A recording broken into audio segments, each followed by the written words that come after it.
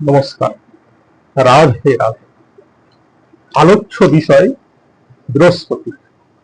বৃহস্পতি কে এবং বৃহস্পতির জন্ম রহস্য কি?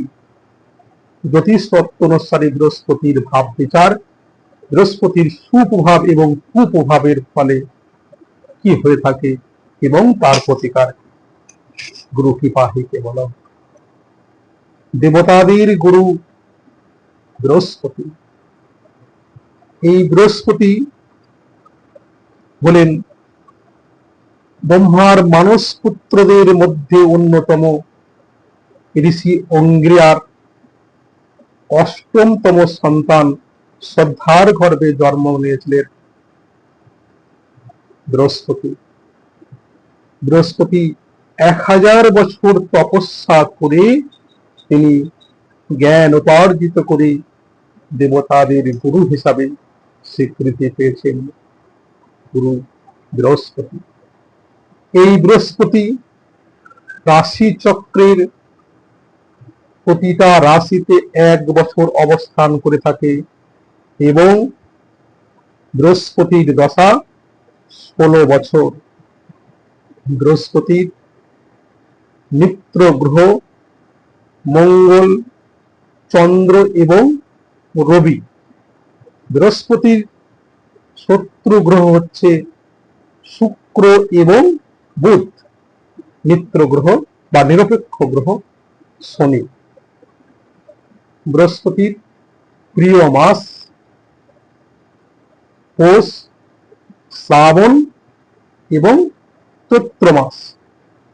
বৃহস্পতির তুঙ্গস্থ ঘর কর্কট রাশি এবং নিচস্থ ঘর মকর রাশি।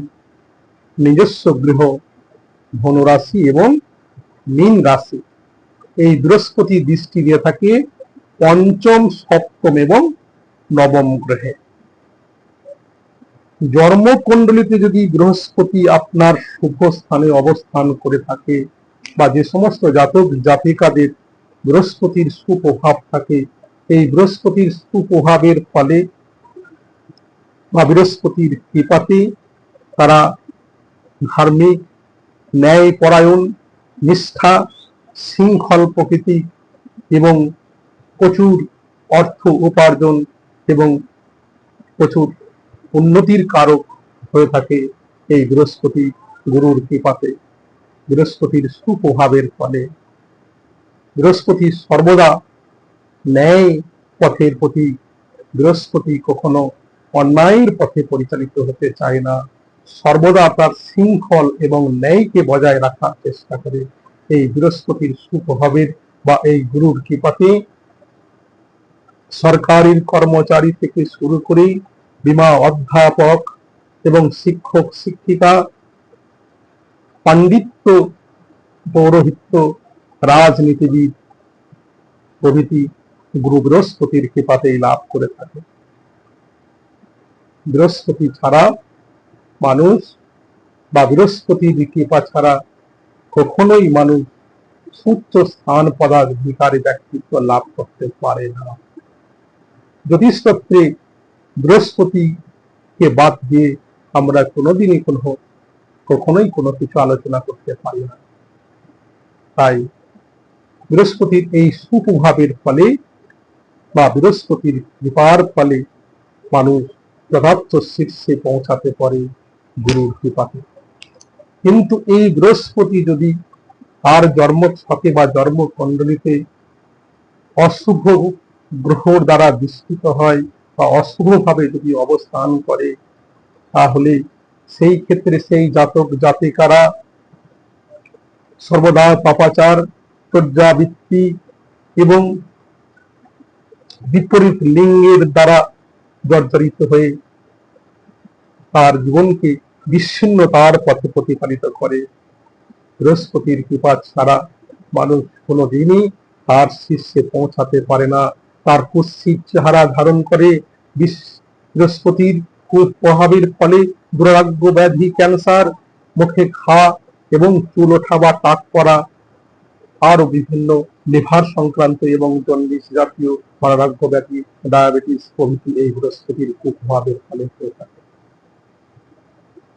বৃহস্পতির এই কুপ্রভাব থেকে বাঁচার জন্য আমাদের উচিত সৎ গুরুর আশ্রয় নেওয়া এবং সম্মানীয় ব্যক্তিদের আমাদের সম্মান প্রদর্শন করা, গুরুজনদের প্রতি আমাদের শ্রদ্ধা করা, তাহলে বৃহস্পতির কৃপা লাভ করতে পারি।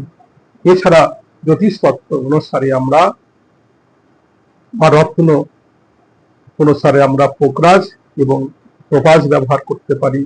প্রতি বৃহস্পতিবার আমরা হলুদ জাতীয় জিনিস আমরা দান করতে পারি, বা চন্দনের ফোঁটা বা হলুদ জাতীয় টিকা আমরা ধারণ করলে পারে বৃহস্পতির কৃপা লাভ করে থাকে। এবং ধাতু হিসাবে সোনা জাতীয় অলংকার এইগুলা ব্যবহার করলেও, বা বৃহস্পতিবার দিনকে আমরা যে চুলে শ্যাম্পু করি সেগুলা বেশি বিধিনিষেধ করলে বা না করলে আমরা বৃহস্পতির কৃপা লাভ করতে পারি। বৃহস্পতির কুপ্রভাব থেকে মুক্তি পাওয়ার জন্য আমাদের অবশ্যই সদ্গুরুর আশ্রয় গ্রহণ করা দরকার এবং গুরুজন সম্মান ব্যক্তিদের আমরা শ্রদ্ধা করলে বৃহস্পতির হয়তো কৃপা লাভ করতে পারবো। ধন্যবাদ, নমস্কার।